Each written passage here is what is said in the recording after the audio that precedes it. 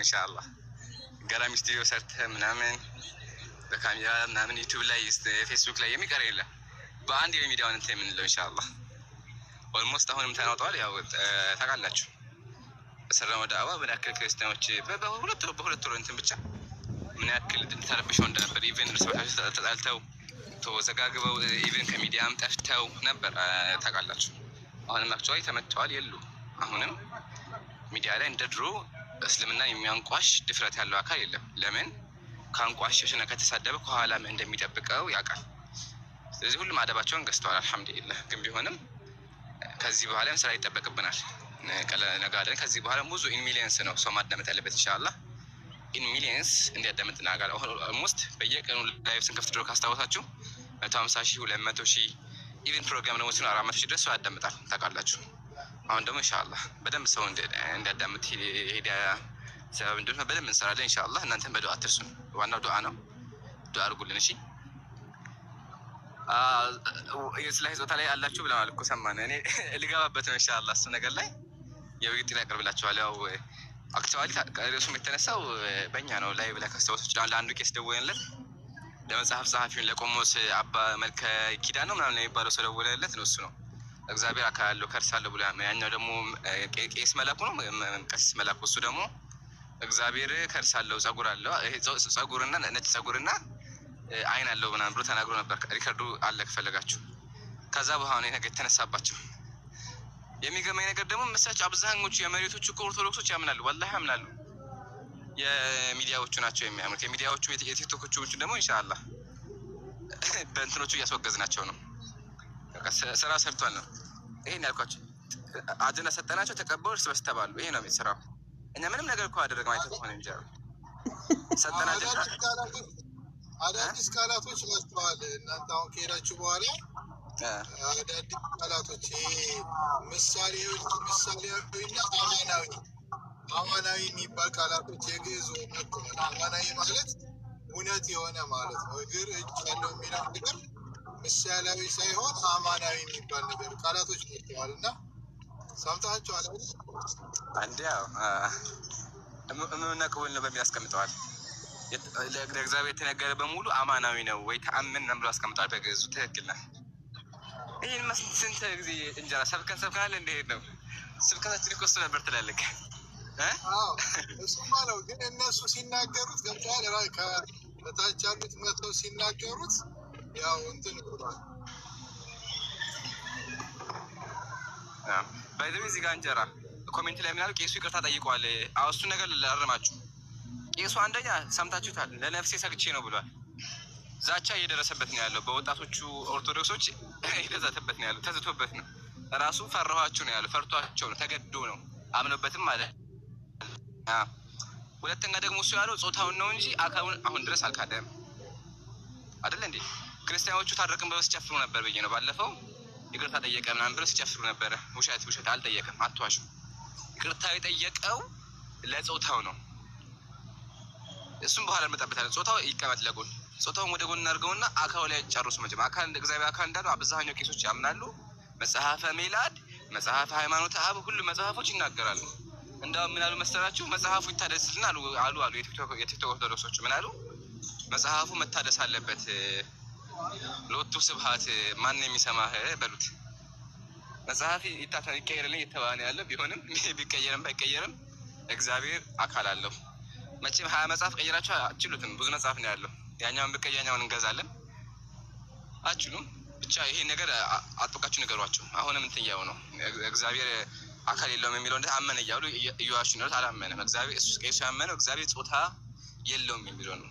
ጾታ ደግሞ መጣባችኋለሁ ስንመለስ ያጀማ ከነ ማስረጃ እግዚአብሔር አብ ወንድ እንደሆነ መንፈስ ቅዱስ ሴት እንደሆነ በእነ ማስረጃ እናስቀምጣለን። ከነ ማስረጃ አዳዲስ ነገሮች አሉ። እነሱን እናሳያችኋለን ኢንሻአላህ። ግን አሁን የአካሉ ጨርሶ አካል እግዚአብሔር አካል እንዳለው እሱን ነገር ይስማሙ። ከዚህ ሲያምር በአላህ ከዚህ በጣም ያምራል። እንደዚህ ስታይ እሱን ያለው ኢንሻአላህ።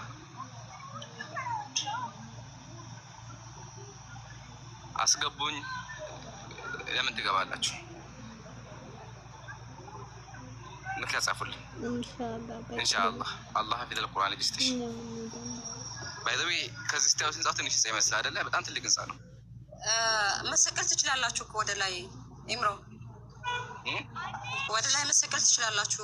ወደ ሰዓቱ ከላይ መጨረሻው ድረስ ሄዱ። ችግር የለውም። ምግብ ቤት እራሱ አለ፣ ሬስቶራንት አለ ላይ። ኧረ እኛ ወቅት ድሃዎች ነን እባክሽን። መጀመሪያ ይረጋገጥ አጣቼ ነው ዝም ብዬ ገብቼ ይችላል። በኋላ ኮኪ ብዬ ሊያስደውል ነው ምን ሊያደርግ ነው? ብዙ ሰው እየገባ ግን አይቻለሁ። ቁም ነገር ብዙ ሰው ገብታ ግን ይሻለ ቆይ እንጠይቅና እውነት ከሆነ ክፍያ ምናምን ከሌለ ዝም ብለን ሄደን እናየዋለን። ዮናስ እንዴት ነህ? ወይ እንዴት ነው? አለን አልሐምዱሊላህ። እንዴት ነህ? በቃ ነው ያለው አሉ አለ መካ ገባን እኮ ገና ፎቶ ባለፈውም እኮ አግኝቻለሁ እኮ። ይሄን ህንጻ አውቀዋል? አውቀዋለሁ። ይሄ በዓለማችን ደግሞ ሶስተኛው ረጅሙ ህንጻ መሰለኝ። ረጅሙ ነው፣ ውብ ነው። አየሁ ከላይ ሰለላሁ ዐላ ሙሐመድ የሚል አለው ይታያል። ከላይ ጽሑፍ አለ። ያው እና በዓለማችን ትልቁ ህንጻ ነው። በዓለማችን ትልቁ ሰዓት ትልቁ ሰዓት በለኛ አስተካክል። ትክክል። እና ታዲያ እስኪ የሆነ ቦታዎችን እኮ ባለፈውም ዞሮ ላሳየን ምናምን ብዬ ነበር። ለምሳሌ የጂኒ መስጊድ ይባላል ዋላል እንዴ? እሱ ማይፈልግ ነው አለም። እሱን አላሳየንም። ታሪክ እኮ ከሆነ ታሪካዊ ነው በቃ። እሱ ማይፈልግህ ነው አንተስ? እንግዲህ ነው ባየው ደስ ይለኛል። እውነት አይመስለኝም። ከአንተ አፍ ከሰማው ደስ ይለኛል። አይ ውሸት ነው። ለማንኛውም ውሸት ነው። አንደኛ ጂን የሚለው አልተረዳም። ሁለተኛ ደግሞ ባይዚ በክርስትና ከሆነ አዎ አለ። ቲክቶክ ላይ ማስረጃ አምጣልኝ። ቲክቶክ ይዘና በቃ ቲክቶክ ላይ ልጆች እያመጡ እያሳዩ ነበር። ይሄ እንደዚህ ነው እያሉ ነው። ታሪኩ ከሆነ ታሪኩ ከሆነ አዎ ታሪክ የተከሰተበት አለ ማለትም ላላሉ አዳምጣለሁ። ታሪክ ከሆነ አዎ ታሪኩ ምንድን ነው? ነቢዩ ሰለላሁ ዐለይሂ ወሰለም መንገድ ላይ እያሉ ጅኖች መጥተው ተምረዋል ቁርአንን። እሱ ታሪክና እሱ ቦታ ከሆነ ናም ቦታው አለ ይታወቃል። ሜይ ቢ እርግጠኛም አይደለሁም እሱ። ለማንኛውም አሁን እሱ ሳይሆን ፖይንታችን ምን ላይ ደረስክ አንተ? እኔ ደስ ብሎኛል በማየት። ደስ ብሎ ጋር ሳይሆን ደስ ብሎኛል። ባለፈው ካስታወስክ እኔ አሁን ምን ላይ ነው ያለው? መጀመሪያ ያለህበትን ነገር እስልምና ላይ ክርስትና ያለው ምንድን የት ላይ ነው ያለው? ይኸው እንደዚህ የተቀያበርኩ ነው እኮ። አሁን ሙስሊሞች ራሱ ሲያሳዩኝ እኔ የነገርኩ እኮ አልዋሽም። እኔ ማርያምን ነው ብለህ እንደውም ወላሂ ብለህ ደስ ይለኛል፣ ግን አልዋሽም። ባለፈው ይሄ እንደዚህ ነው ብሎ ያሳዩን ነበር። ለማንኛውም በቃ ብዙ እንትን አልበለህ፣ ግን ያው ቆይ አንድ ያፈቀድ ሲገግል ሲያገግልጣና ብሎ ወንድሜ። እሺ አመሰግናለሁ። ኸይር አሁን አንተ ያው ኦልሬዲ ከክርስትና ወጣ መሀል ላይ ነው ያለው ወይ እንትን ያለው። ስለዚህ ምን እናድርግ? እስልምና ላይ ግራ የገባህን ነገሮች በሙሉ ጠይቀኝ። በቃ እስልምናን እንዳትቀበል ምክንያት ሆነ። ለምሳሌ አሁን አንድ ነገር ልጠይቅህ። አሁን ካዕባ ነው ያለው አንተ? ካዕባ ላይ ሳይሆን መስጊድ ሐራም ይባላል እኮ። መስጊድ ሐራም እሺ። ካዕባ ካለ ግን ብዙ ጣዖቶች ይመለኩበት ነበር ይባላል። እሺ ያ እውነት ነው ወይስ ነበር? ጣዖት አምላኪያን ያመልኩበት ነበር። ጣዖት አምላኪያን ናቸው እና እኮ የእነሱስ እንደዚህ የሚዞሩት ነገር በፊት እንደሚዞሩት ይዞሩ ነበር ይባላል። ጣዖቶችን አይዞሩ። እውነት ነው? እሱን ላስረዳ። ጣዖቶችን አይዞሩ እንዴ መሰለህ? ታሪክ እንዲገባ ከመጀመሪያው ጀምሬ ላስረዳ። እሺ ወንድም። መጀመሪያ ካዕባ የሚለው ነገር በደንብ ቀርቤ እዛው ስላለሁ እንዳውም ሪከርድ ያደርጉታል ላሳይክ በደንብ እንዲገባህ ማለት ነው። ያለው ነገር በሙሉ ግልጽ እንዲሆን። ይሄ ቦታ በሙሉ መስጂድ አልሐራም ይባላል። ማለትም እርም ቦታ ነው። በዚህ ቦታ ላይ ዛፍን መቁረጥ፣ እንስሳትን መግደል፣ መጥፎ ነገር መናገር፣ መጥፎ ነገር መስራት፣ ምንም ነገር በሙሉ አይፈቀድም። ኢቨን ለغው ራሱ አይፈቀድም እዚህ ቦታ ላይ ማለት ነው። ነብዩ ሰለላሁ ዐለይሂ ወሰለም ላይ ወተላሻው ቋያ አስቀምጧል። ኢቨን የበቃ ነገር እንኳን ቢሆን መቅረት አይፈቀድም። ኦኬ ይሄን ካልን መስጂድ አልሐራም ወይም ደግሞ መስጂድ መካ ወይም ደግሞ ይሄ ካዕባ ያለበት ቦታ ይሄኛው አራት ማዕዘን ካዕባ ይባላል። እዛ ጋር የተገ በር አለ ቤት ነው። እሺ ይሄ መስጂድ ነው በቃ። እሺ አሁን ይሄ መስጂድ በምን ተለየ ካልከኝ የተለየበት ነገር አንደኛ የገነባው አብርሃም ነው። እዛ ከታየ ያው ምሳሌ መቃሙ ኢብራሂም ይባላል። አብርሃም የቆመበት ቦታ ነው። ነብዩ አብርሃም ከልጁ እስማኤል ጋር ሆኖ እዛ ቦታ ላይ ቆመው ካዕባን ገምተዋል። ሲጨርስም እዛ ላይ ቆመዋል። ለዛ ነው ያ ቦታ ራሱ አሁን ድረስ መቃሙ ኢብራሂም ይባላል። ታዲያ እዛ ጋር ሰዎች የሚነኩት ያ ቦታ ማለት ነው። ስለዚህ ይሄ አራት ማዕዘኑ ካዕባ ይባላል። አክቹዋሊ ካዕባ አራት ማዕዘን ብቻ አልነበረም። እዚህ ጋር ላይ ይታያል ክቡ ነገር፣ ይሄኛው ክቡ ነገር እሱም የካዕባ ክፍል ነው። ያ ክቡ ነገር ማለት ነው። ስለዚህ ኢብራሂም አለይሂ ሰላም ያደረገ ካዕባን ገነባ። ካዕባ አወሉ በይቲን ውዲዐ ሊናስ ለመጀመሪያ ጊዜ የተገነባው መስጊድ ነው። እሺ ስለዚህ ይሄ ቦታ በምን ልዩ ሆነ? በምን ተከበረ? የመጀመሪያ ቦታ ስለሆነ ነው። ቀጥሎ ሳምና አምላካችን አላህ ሱብሓነሁ ወተዓላ ቦታውን ከገነባ በኋላ ወአዚን ፊናስ ቢልሐጅ ሰዎችን በሙሉ ጥራቸውና እዚህ ቦታ መጥተው እኔን ያምልኩኛል። አምላክ ምን አለ? አምላክ እዚህ ቦታ ላይ መጥተው እኔን ያምልኩኛል። ስለዚህ ሙስሊሞች ምን እንላለን? ለበይክ አላሁመ ለበይክ ለበይከ ላ ሸሪከ ለከ ለበይክ ኢነል ሐምደ ወኒዕመተ ለክ እያልን እንመጣለን። ለበይክ አምላክ ወይ ጥሪህን ሰምተን መጣን። አታቋርጠን። እሺ እንትን ዲዮን እየጨርሳ ትቀጥላለህ። ምንሳላን ተቀጥል። አይ ስለዚህ ምን አለ ሙስሊሞች ለበይክ አላሁመ ለበይክ አላህ ወይ ጥሪህን ሰምተን መጣን። ለአንተ አጋር የለህም ብቸኛ አምላክ ነን ብለን መተን ይሄን ቦታ እና ብቸኛ አምላክ ነህ ብለን መተን ይሄን ቦታ መተን አምላካችን እናመልካለን። እዚህ ቦታ ላይ ማለት ነው ማንን የምናመልከው? አምላካችን። ለዛ አምላካችን ምን ቁርአን ላይ ፈሊያቡዱ ረብ ሀዘል በይት የካዕባን ፈጣሪ ይገዛዋል። ስለዚህ እዚህ ቦታ ሁሉም ሙስሊም አረቡም፣ ህንዳዊውም፣ ኤዥያዊውም፣ አፍሪካውም እንዲሁም ፈረንጅም ሁሉም መጥቶ እዚህ ጋር ምን ያደርጋል? አምላክ ነው። ከዚህ ጋር የምታችሁ ሁሉም አገር ዜጋ ነው ያለው ይታያል። የሁሉም አገር ዜጋ መጥቶ ምን ያደርጋል? አምላኩን ያመልካል ማለት ነው። ቀጥሎ ምን አልከኝ? ካዕባ እኮ ጣዖት የሚመለክበት ነበር አልከኝ። እሱ ልመልስልህ። አዎ ይመለክበት ነበር፣ ግን አምላኪዎቹ እነማን ናቸው? ሙሽሪኮች ናቸው። ሙሽሪኩ ወይም ደግሞ በዘመነ ጃሂልያ ጊዜ ጣዖት አምላኪያን ጣዖት ያመልኩበት ነበር። ይሄ ቦታ አብርሃም እንደገነባው ያምናሉ። የአብርሃም መንገድ ተከትለዋል። ጧፍ ያደርጋሉ፣ ሐጅ ያደርጋሉ። ታዲያ ችግሩ ምንድን ነው ካልከኝ፣ ከዚህ ተጨማሪ እዛ ጋር ጣዖታትን ደርድረው ጣዖትንም ያመልኩ ነበረ። 365 ጣዖት ነበረ ዙሪያው ላይ አድርገው ጣዖት ያመልኩ ነበረ። ጣዖት ማለት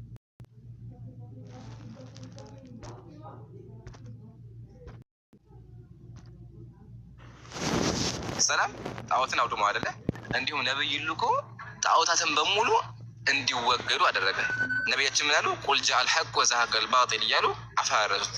በል እውነት መጣ ውሸት ተወገደ ብለው ጣዖታት ውሸት እንደሆኑ በሙሉ አጥፍተው ያደረጉ አንዱን ጌታ አምልኩ ብለው አወጁ። ወሊላሂ አልሐምድ። አሁን ድረስ ምን ይደረግ? አንድ አምላክ ይመለካል ማለት ነው። እዚህ ቦታ ላይ አስቀድሞ ጣዖት መመለኩ ቦታውን አያረክሰውም። ለምን ካልከኝ ምሳሌ የአብርሃም የሰለሞን ቤተ መቅደስ አለ በክርስትና በአይሁድም ያለ ማለት ነው። ምሳሌ የሰለሞን ቤተ መቅደስ አሳማ ታርዶበታል። አሳማ ከታረደበት ረክሷል። ቦታው የረከሰ ቦታ ነው ማለት ነው። እንግዲህ የረከሰ ቦታ ሆኗል ማለት አሁን ድረስ ረክሷል ማለት አይደለም። ምሳሌ ሙስሊሞች እናከብረዋል። ነብዩ ሰለላሁ ዐለይሂ ወሰለም ሐዲስ ላይ ወላ ተሸዱ ሪሃሉ ኢላ ኢላ ተላተት መሳጅድ ወደ 3 መስጂድ ቢሆን እንጂ ሄዶ መጎብኘት አይቻልም አሉ። ምን መስጂድ አልሐራም፣ ይሄ መስጂድ ወጠን መስጂድ የነብዩ መስጂድ መስጂድ አልአቅሳ ቤተ መቅደስ ወይም ደግሞ እስራኤል ሀገር ወይም ደግሞ ፈለስጢን ሀገር ያለው ማለት ነው። እዛ ያንን ጎብኝበት አስቀምጧል። አሁን በምታወቅ እስራኤል ሀገር እንዲገባ አንተ ማለት ነው። ስለዚህ ሙስሊሞች ያ ቦታ አስቀድሞ አሳማ ታርዶበታል ብለን ቦታውን አናረክሰው። አሁን ድረስ የተቀደሰ ቦታ ነው ማለት ነው። በዚህ አንጻር ነው። በመቀጠል እነዚህ በቃ ከጊዜ በኋላ የተገነቡ ግንባታዎች ናቸው የምታያቸው በሙሉ። ዋናው ይሄ ነው። ይሄ ካዕባ ከሆነ ያው ካዕባ ብዙ ጊዜ ተገንብቷል። ምሳሌ በነብዩ ሰለላሁ ዐለይሂ ወሰለም ጊዜ ተገንብቷል። ከነብዩም በኋላ ተገንብቷል። ኦኬ አሁን ይሄ ኦልሞስት ከተገነባ 1000 ዓመት አልፈዋል። ስለዚህ በዚህ አንጻር ነው ያለው። ሙስሊሞች እኛ ካዕባንም አምልከን አናውቅም፣ ጣዖታትም ደግሞ አናመልክም። የምናመልከው አንዱን ጌታ ነው ማለት ነው። ይሄን ይመስላል። ከዚህ በመቀጠል ደግሞ እዛ ጋር ሰፋና መርዋ የሚባል ደግሞ አለው። ሰፋና መርዋ አሁን በዚህ አይታይም። ከላይ ያለው ሰፋና መርዋ ምንድን ናቸው ካለን ደግሞ ተራራዎች ናቸው። ሀጀራ አለይሃ ሰላም የእስማኤል ናት። ሀጀራ ልጇን ይዛ መታ አስቀምጣው ሳለ ውሃ ጥም አስቸገራት። ስለዚህ ምን አደረገች? አስቀምጣ ከአንዱ ተራራ ወደ አንዱ ተራራ ሮጠች። 7 ጊዜ ሮጠች፣ ትሮጥ ነበረ። ሰፋና መርዋ ይባሉ ተራራዎች። ስለዚህ ሙስሊሞች ምን እናደርጋለን? ያንን ሻዒር አክብር አሁን ድረስ በይነ ሰፋ ወልመርዋ ሳይ እናደርጋለን። ሰፋና መርዋ ኢንሻአላህ ከፈለጋችሁ አሁን ወልጅ ያሳያችኋለሁ። እዛ ቦታ ሄደን እናደርጋለን፣ ሳይ እናደርጋለን ማለት ነው። ይሄን ያለው ነገር ያልገባ ነገር ካለ ጠይቀኝ። እሺ ወንድሜ አመሰግናለሁ። አሁን ስለ እንትኑ ነግረኸኛል፣ ስለ መካ ነግረኸኛል። ለምሳሌ ስለ ሀጀር ታሪክ እስቲ ንገረኝ። ለምሳሌ የአብርሃም ሚስት ነበረች ሀጀራ፣ አጋር ማለት ነው በእኛ በምንለው፣ ግብፃዊ ነች።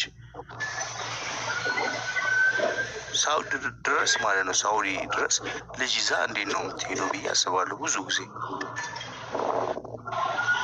3 ቀን የፈጀባት፣ 3 ቀን ደግሞ አይፈጅም፣ ረጅም ጊዜ ነው የፈጀው። እሺ ከመጀመር ልጀምር። የለ ሀጀራ ጥማቷን ምናምን ላስረዳ። መጀመሪያ ሀጀራ ግብፃዊ ናት ማለት ከግብፅ ሀገር መጣች ማለት አይደለም። ይቅርታ ከእስራኤል ሳውዲ ድረስ ያለውን ኪሎ ሜትር አስበው። ትራንስፖርት የለም፣ ምን የለም፣ ብዙ ቀን ይፈጃል። እንዴት ሄዳ ነው?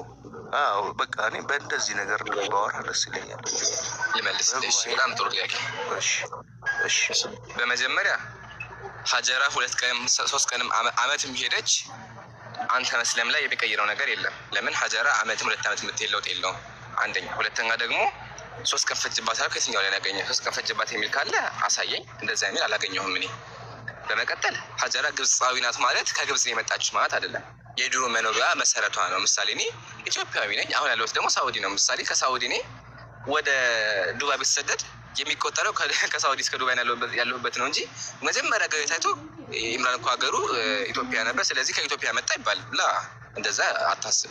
ሀጀራ አለይሃ ሰላም መጀመሪያ ግብፃዊ ነበረች። ስደት ላይ ስትሆነች እኮ አይደለም እኮ ሲያገባት ነው ስደተኛዋ ሲያገባት ግብፅ ላይ ነበረች የተባለው ባህራዊ የተባለው እንጂ ስትሄደች እኮ አይደለም። ሲያገባት ግብፅ ሀገር ነበረች እሷ ሀጀራ ግብፃዊ ነች። እንትኗን እኮ ግብፅ ሀገር ግብፃዊና ግብፅ ሀገር ይለያያል። ግብፅ ሀገር አሁን ሊሆን ችግር የለም። አሁን ጥያቄያችን ግብፅ ሀገር ወይስ ሳይሆን ግብፅ ሀገር ነበር ሲያገባት ወይስ የት ሀገር ነው ያገባት? መጽሐፍ ቅዱስ ቁርአንም ብዙዎቹ እንዲለዩ ስለሚፈልግ ሀገራቸውን ይጠቅሳል። ከእንትን የመጣው እንትና ተብሎ የሐቢቢ አልገባህም? ጥያቄ በቃ ይሄን ለፈውና ሀጀራ ወደ መካ ስመጣ 3 ቀን ፈጀባት የሚል አግኝተህ ነው የተያገኘው? እንደዛ የሚል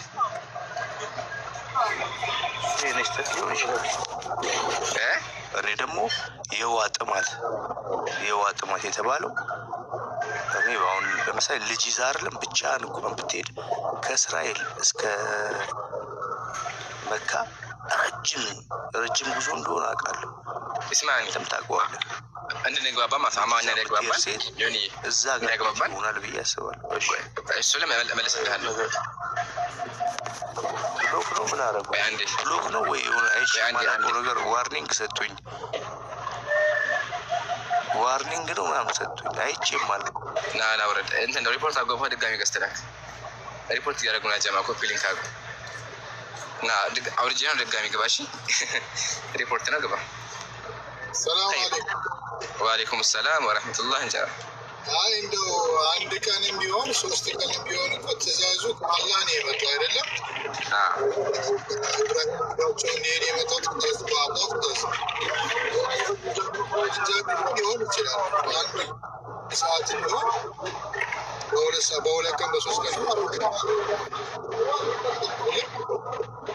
እሱ ችግር አለው።